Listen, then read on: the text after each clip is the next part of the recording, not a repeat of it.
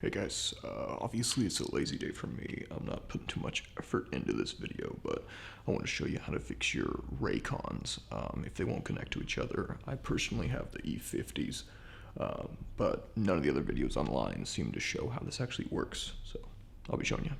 So the reason none of the other videos really have solutions for this is they don't thoroughly explain what you actually have to do to factory reset your Raycons. So I'll be showing that here.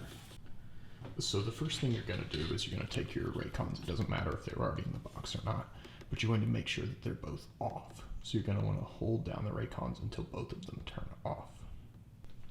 So make sure that you have your Raycons powered off and that your Bluetooth's off and they're not going to automatically connect to any devices.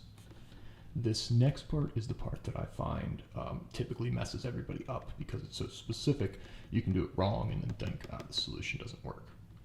So once you have your Raycons and once you're certain that they're both turned off, you open up the case, but you have to be careful here because if you put them back in the case without any pressure, they'll automatically turn back on.